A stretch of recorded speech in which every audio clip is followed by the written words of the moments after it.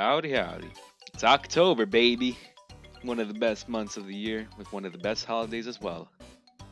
That's right, I'm talking about National Domestic Violence Awareness. Did you know that on average, 1 out of 3 women and 1 out of 4 men were physically assaulted by plastic pumpkin buckets? No? Good. That's because I lied. And to be completely honest with you all, this video isn't about domestic violence either, because I got more important topics to talk about, like the origins of plastic pumpkin Halloweens. You know, things that actually matter in society. But before I go in depth with Halloween lore, I need to discuss the beginning. The very beginning of pumpkins.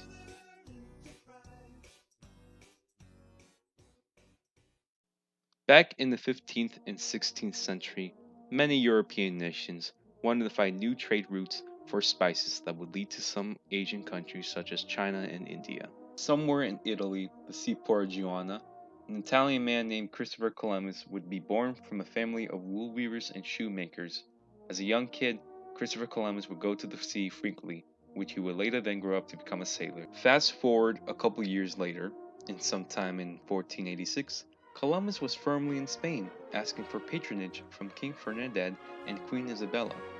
After at least 2 rejections, he at last obtained royal support in January 14th, 92. Afterwards, Columbus set sail for Spain in 3 ships, the Nina, the Pinta, and the Saint Maria. On August 3rd, 1492, he hit the shores of the Bahama Islands on October 12th, 1492, believing he had reached East Asia. Now, I know what you're thinking. Wow, bro, cool history lesson. I never knew this before. How does this information relate to the topic of the video? Well, after finding what he believed to be India, he got so excited that he found a new trade route and headed back all the way to Spain with some cool shit that he found in India. He brought stuff like birds, like a turkey and a dodo bird. He brought some natives with him. He also brought some funky ass plants like corn, tomatoes, and some squash, like pumpkins. Weird shit, I know, man. But who gives a shit about that crap? I mean, what do we really need to care about? I'll tell you what. What we really need to care about is plastic. And I know some of you all might be wondering, why should we care about plastic? Or maybe you're thinking, what the fuck is plastic? Shit, you might even not know where they come from. But it's okay to be uninformed. It's okay not to know everything. And you shouldn't be ashamed of it. Fuck, I don't even know everything. It's one thing not knowing things, but choosing not to learn things is just as worse as not learning. So really, it's okay not to know things. Because people in 1907 didn't know things either. Except for Leo Hendrick Becklin. That guy knew things. Leo Hendrick Becklin, born on November 14, 1863, and died on February 23, 1944, was a Belgian chemist. He is best known for the inventions of the Velox photograph paper and Bakelite in 1907. Bakelin was the son of a cobbler, Charles Bakelin, and a housemaid, Rosalia Merci, and he had 5 siblings when growing up. He spent much of his early life in Ghent, Belgium. There, he graduated with honors from the Ghent Municipal Technical School and was awarded a scholarship by the city of Ghent. In 1880, Leo would then attend the University of Ghent, where he would then earn a PhD at the age of 21. Sometime later, Leo would later then marry a woman named Celine Swartz on August 8, 1889, and had 2 kids. In 1889, Becklin and his wife, during their honeymoon, visited England and the United States to visit some universities. They visited New York City, where Becklin met Professor Charles F. Chandler of Columbia University, where Professor Chandler was influential in convincing Becklin to stay in the US. Convinced by this, Becklin moved to the US. During Becklin's time in the US after receiving a job from Chandler, Becklin would later then invented one of the very first photographic paper known as Velox. And if you want to know what Velux are, Velux is basically this ancient fucking form of pictures where, actually, let me put it this way. You know these really old ass cameras where people used to take pictures and then this paper would print out and then they flop it around like they got Parkinson's just to get the photographic print paper exposed to light so it can develop into pictures? That's basically what Mr. Becklin made. But that shit is not important, right? What is important is the invention he would later make on after the Velux, the Bakelite.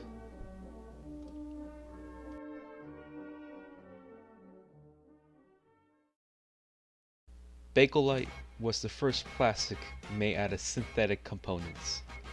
Now, plastic isn't something that is unnatural to nature or anything like that. It's actually an organic material that can be found in things like coal, natural gases, plants, milk, wool, silk, and if you're still confused on the meaning of synthetic, it basically means something fake or pseudo or trying to be something. It's like a phony, a wannabe. And you may be wondering, why don't we just use the real fucking thing instead of like making this fake shit? Why can't we use the natural forms of plastic made by our beautiful Mother Nature's beautiful creatures? Well, the thing is, they're not cheap. During this time period, a material known as shellac was the most common form of plastic, if you can call it that, used for things like insulation or having heat for homes. And they were usually extracted from southeastern Asian beetles, which is like goddamn rare. And they were fucking expensive to have ported from one place to another. And Leo was just not having that shit.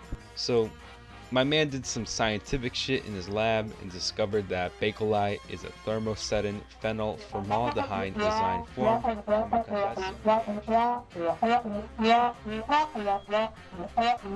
To put this in simple terms, take this thing, burn that shit, you can mold that shit into whatever you want, and it will most likely stay like that forever.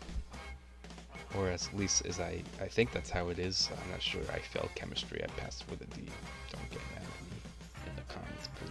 Now, I know you probably are fucking bored out of your mind. Like, why the fuck are you talking about fucking science shit? I came here to learn about pumpkins. Well, you're in luck. Because I'm gonna talk about pumpkins. I don't know how to transition this. So, pumpkins. They're a type of squash, believe it or not. Native Americans would use the seeds of pumpkins in medicine. A French explorer named Jacques Cartier saw these squashes and was like, which is a Greek word for large melons. Then the pepons would later become the word pumpkin because linguistic evolution and shit. Anyways, Ireland is currently starving and potatoes aren't growing, so a couple of million Irish people are starting to move to this place called America. And, you know, they started to immigrate there for something called better life and things that are not fucking horrible and hopeless and starvation and famine is striking their nation. Honestly, really stupid excuses on why you would want to move to a different country. While immigrated there, much of Irish culture started to spread through America across the country. A common tradition Irish immigrants would introduce is jack-o'-lanterns. According to the Irish folklore, Jack was a blacksmith who had tricked the devil on several occasions. The story says that when Jack died, he was denied entrance in both heaven and hell. When the devil turned away, he gave Jack a burning ember. Jack hollowed a turnip to carry the ember around him to give him light. The Irish remember this story each year by carving scary faces on turnips and placing a burning piece of coal inside. However, when the Irish immigrated to the US, they discovered that pumpkins were way more readily available and made more better jack-o'-lanterns than turnips. Throughout time, candles will be replacing the burning coals inside the pumpkins.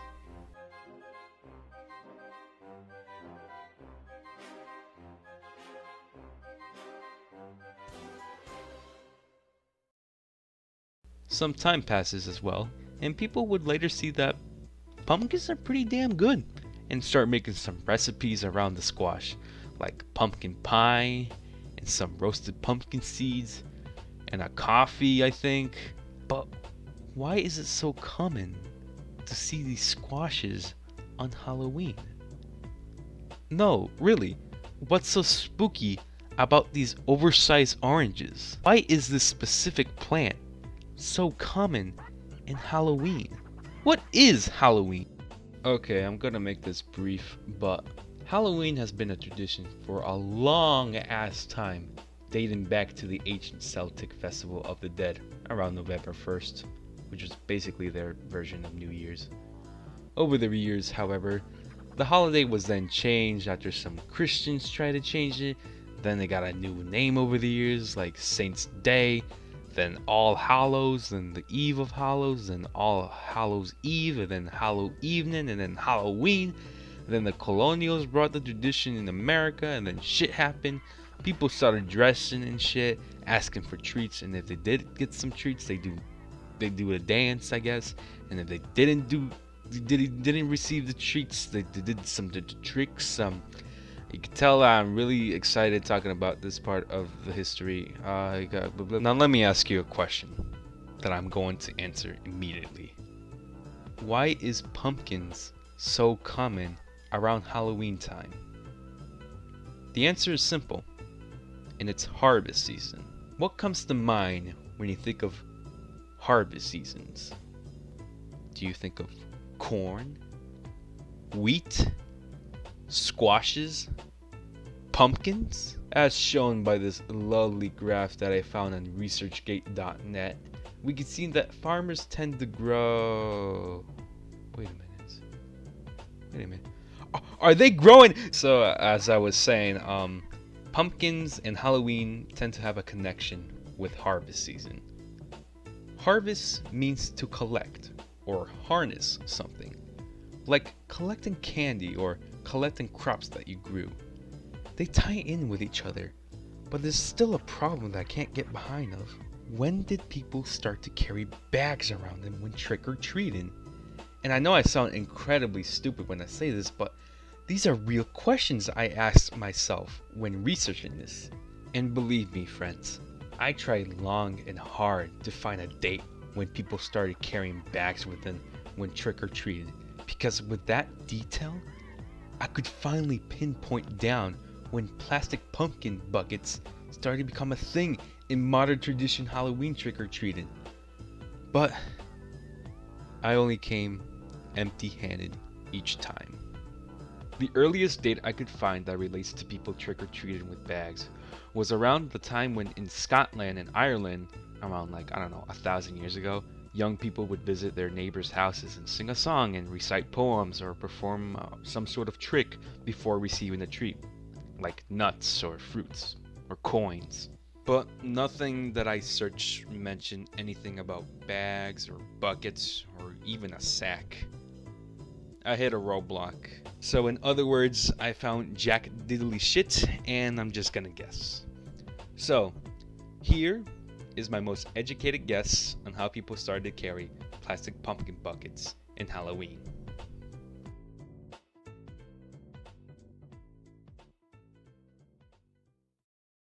So basically, this tradition named Gussin or Goosin, which was like the prototype of trick-or-treating, was a common shit that happened in Scotland and Ireland and England and every land.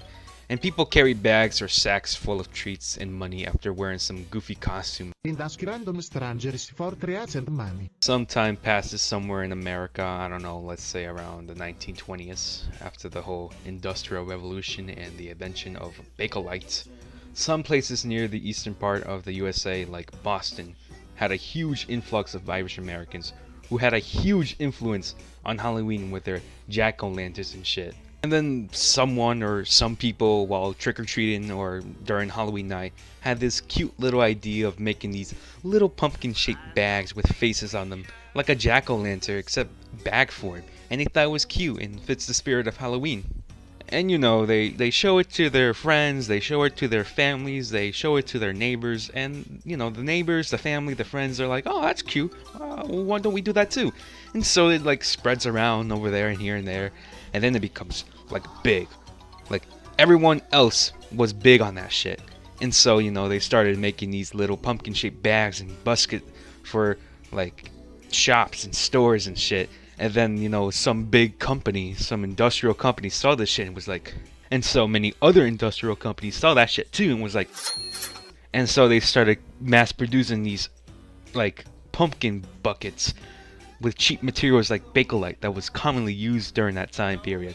And then afterwards, this shit became so common that it sort of just integrated itself into the holiday since it's everywhere. And that's basically my guess on how plastic pumpkins came into fruition. Of course, that's just my guess. I could be completely wrong, but listen, I tried, okay? Happy Halloween!